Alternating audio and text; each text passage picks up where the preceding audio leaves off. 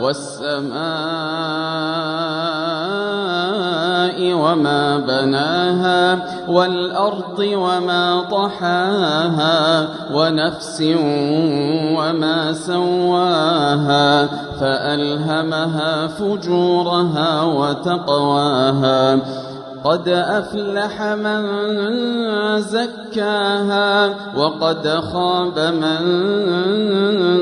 دَسَّاهَا كَذَّبَتْ ثَمُودُ بِطَغْوَاهَا إِذِ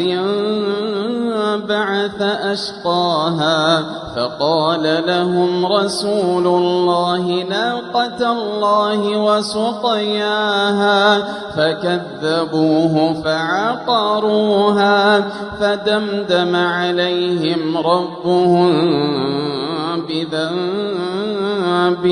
فَسَوَّاهَا وَلَا يَخَافُ عُقْبَاهَا.